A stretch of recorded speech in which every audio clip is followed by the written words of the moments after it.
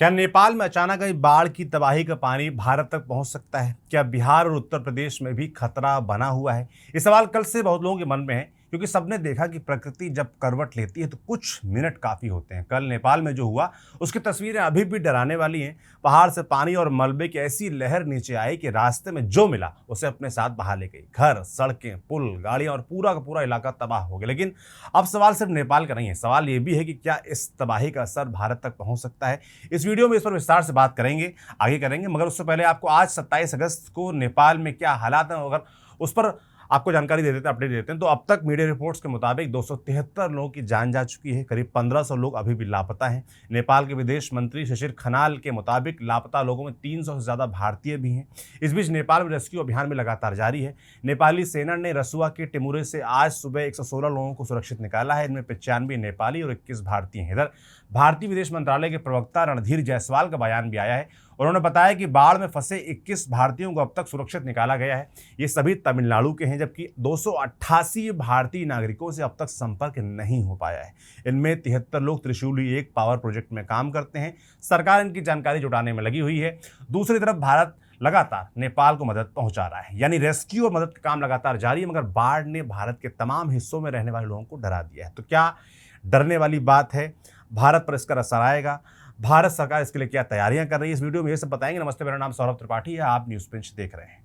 सबसे पहले कल की घटना को जल्दी से समझ लेते हैं। नेपाल तिब्बत बॉर्डर के पास रसुआ इलाके में अचानक फ्लैश फ्लड आई। शुरुआती तौर पर लोगों को लगा कि शायद भूकंप आया, लेकिन बाद में तस्वीरें कुछ और निकली। अमेरिकी भूवैज्ञानिक सर्वे यानी यूएसजीएस के मुताबिक पहाड़ से बर्फ और चट्टानों का बड़ा हिस्सा नीचे गिरा। इससे नदी का रास्ता प्रभावित हुआ और देखते ही देखते पानी और मलबे की जबरदस्त लहर नीचे की तरफ दौड़ पड़ी। यही लहर आगे भोटकोशी नदी के इलाके में तबाही मचाती गई। और ये कोई सामान्य बाढ़ नहीं थी।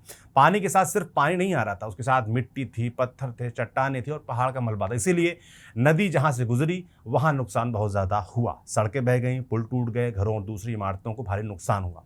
कई इलाके बाकी की दुनिया से कट भी गए हैं। यही वजह है कि राहत और बचाव टीमों के लिए सबसे बड़ी मुश्किल लोगों को तक पहुंचना बना हुआ है। अब आते हैं उस सवाल पर जो भारत के लिए सबसे जरूरी है। क्या नेपाल की ये बाढ़ भारत को प्रभावित कर सकती है? जवाब है हाँ, खतरा है। लेकिन इसका मतलब ये नहीं है कि बिहार या उत्तर प्रदेश में अभी वही तबाही आने वाली है जो नेपाल में हुई।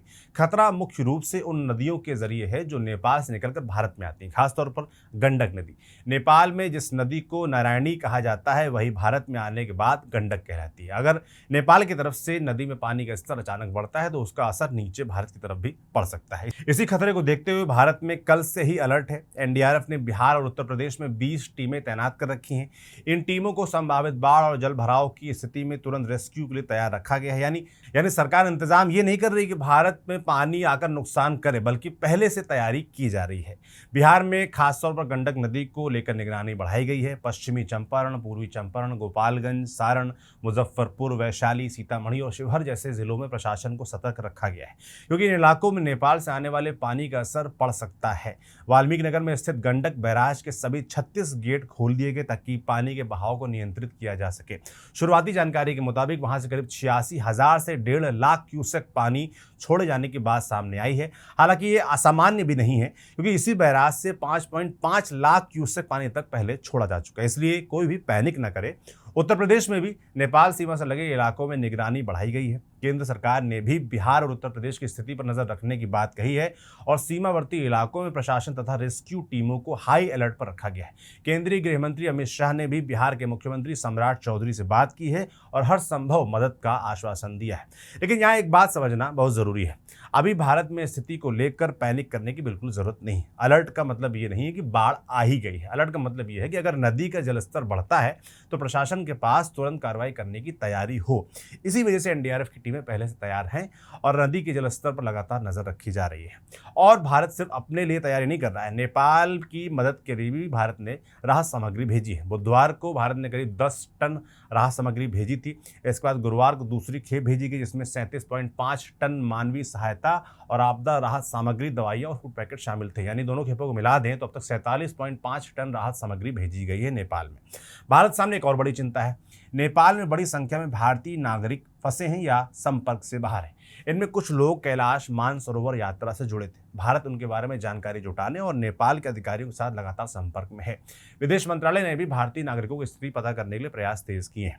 इस पूरी घटना का एक बड़ा पहलू जलवायु परिवर्तन भी है। हिमालय में ग्लेशियर तेजी से बदल रहे हैं और कई जगह ग्लेशियरों के पिघलने से नई या बड़ी होती हुई झीलें बन रही हैं। इन झीलों को अक्सर बर्फ, चट्टान और मिट्टी की प्राकृतिक दीवारें रोक कर रखती हैं। अगर किसी लैंडस्लाइड, एवलांच या अचानक पानी के दबाव से यह प्राकृतिक दीवार टूट जाए तो बहुत बड़ी मात्रा में पानी कुछ ही मिनटों में नीचे की ओर आ सकता है। ऐसी घटना को ग्लेशियल लेक आउटबर्स्ट फ्लड यानी GLOF कहा जाता है। इस तरह की घटनाओं का खतरा हिमालयी क्षेत्र में आने वाले समय में और महत्वपूर्ण हो सकता है। अब जरा सोचिए, आखिर नेपाल की बाढ़ का असर इतनी दूर भारत तक क्यों पहुंच सकता है? इसकी वजह कोई सीमा नहीं है, वजह है नदी। पहाड़ में गिरने वाला पानी नीचे आता है, नदी उसे अपने साथ ले जाती है और नदी को ये नहीं पता कि यहाँ नेपाल खत्म हो गया और भारत शुरू हो गया। इसीलिए हिमालय में होने वाली बड़ी प्राकृतिक घटना का असर सीमा पार भी दिखाई देता है। यही कारण है कि नेपाल की इस घटना को सिर्फ नेपाल की आपदा मानकर नहीं देखा जा सकता। हिमालय से निकलने वाली नदियां नेपाल और भारत दोनों के लिए जीवन रेखा हैं, लेकिन यही नदियां भारी बारिश या अचानक आई बाढ़ के समय खतरा भी बन सकती हैं। आने वाले समय में ग्लेशियरों की तेजी से बदलते हालात और मौसम में हो रहे बदलाव इस खतरे को और गंभीर बना सकते हैं। और शायद इस पूरी घटना की सबसे बड़ी सीख भी यही है। कल नेपाल में पानी आया था, आज भारत उस पानी के संभावित असर पर नजर रख रहा है। इसलिए बिहार और उत्तर प्रदेश के लोगों के लिए अभी सबसे जरूरी चीज डर नहीं बल्कि सावधानी है। नदी किनारे जाने से बचना चाहिए, प्रशासन की चेतावनी को गंभीरता से लेना चाहिए और अगर कहीं से पानी बढ़ने या इलाके को खाली करने की सूचना आती है तो उसे नजरअंदाज नहीं करना चाहिए। हम तक ये जानकारी अब तक थी, आप तक हमने पहुंचाई। बिल्कुल भी पैनिक ना करें, भारत में रहने वाले, उत्तर प्रदेश बिहार में रहने वाले लोग, मगर अपने आप को चौकन्ना रखें। शासन प्रशासन की तरफ जो निर्देश है उनको जरूर मानें। बाकी न्यूज़ पिंस देखते रहें। मेरा नाम सौरभ त्रिपाठी, कैमरे के पीछे हमारे साथी सुधांशु हैं। शुक्रिया।